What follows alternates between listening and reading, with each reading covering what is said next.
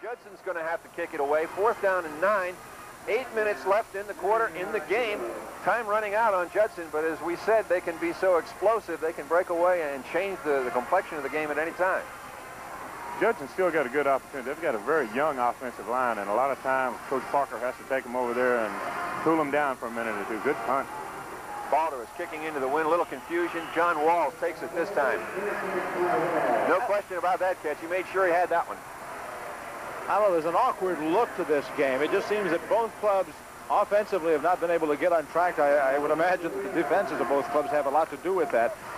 It's you know, Rick, just like you said earlier, and we talked about, there is no one dominant individual, even though Wally McCampbell was an excellent football player.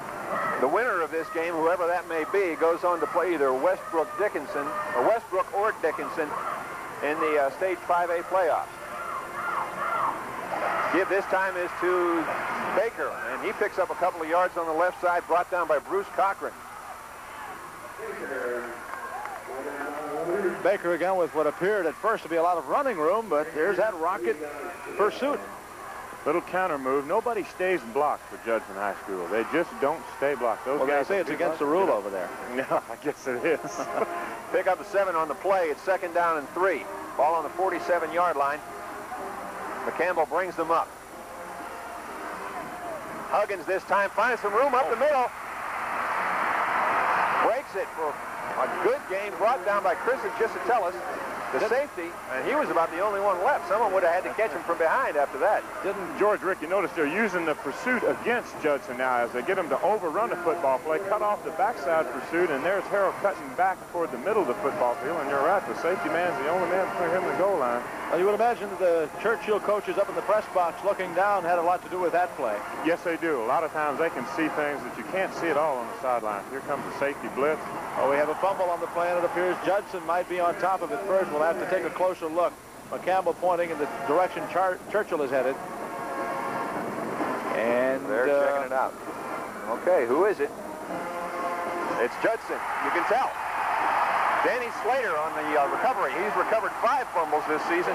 He's got a nose for the ball. He really does. I don't know exactly how he got in there to get that football.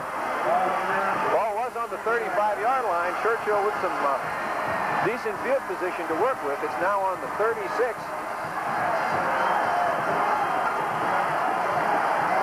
For the season, Judson has recovered 32 fumbles, as you can see, and has 16 interceptions.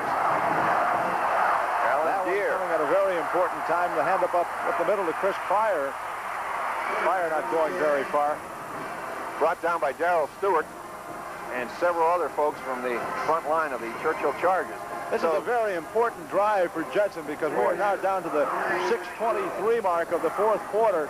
And if they have to give up the ball once more, it may well be that they might not get it back, depending again, of course, on what Churchill might do. We've seen how Churchill can control it, and Churchill looks like they've found a couple of soft spots in that defense if they can get Huggins loose. Pick up a 1 on the last play. It's 2nd and 9. Deere looking back to pass. There goes J.J. Lewis. They're looking for J.J. down the sideline. He's got it, and he's gone. See you later. Oh. J.J. Lewis out of pattern. Well, that was just set that up. That's what we talked about where they took Lewis out of the out formation and put him to the weak side. Well, he delayed at the line of scrimmage, Coach. He came up to the line of scrimmage, headed out, and then turned it on, got behind the defensive back. I saw them work on that in practice earlier this week. Coach Arnold didn't allow us to film it, and for good reason. Yeah. Chris Eichler was the man he beat. J.J. was just great speed, got behind him, and once he got the ball, he only had one man to beat. He didn't have that much trouble beating him. Well, George, as you've expected all day long, one play all the way. You were waiting for it, and as you've been expecting, that's all it took for Judson to get some points on the board. So it's 9-7 Judson now with 5 minutes and 55 seconds left in this game. They'll try for the extra point. Don Martin will attempt the kick. The point after. Gisatellis is holding it for him.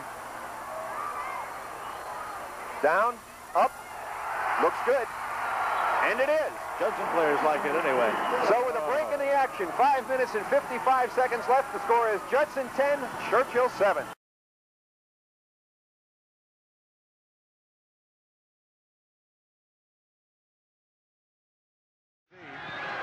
A squib kick. They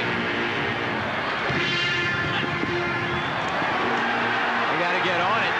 Finally back at the 10-yard line. That's huge.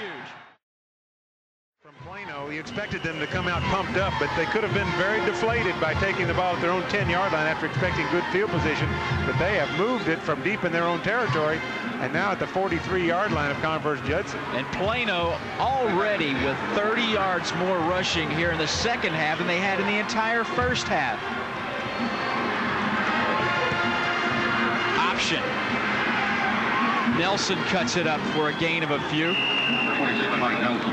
One of the things that Plano is doing is they're breaking off the option play and cutting it back quicker. We've got a Converse Judson player down on the ground, hobbling a little bit, but breaking it back quicker, and they're picking up more yardage toward the interior of the line rather than trying to get it outside where they get strung out and run east and west. Rutledge concerned about his injured player. And that will be John Robertson. That would be big to lose him. He is really an anchor in the interior of that offensive line. Big play here for Plano, facing a 3rd and 5 situation, trying to keep this drive alive. 3.5 minutes deep in the third quarter. 15-13, Converse Judson by 2, but Plano driving. Oh, they moved. Go from 3rd down and 6 to 3rd down and 11. Big play. Clint Snowden, a little bit quick on the snap. Move Plano back 5 yards on the illegal procedure.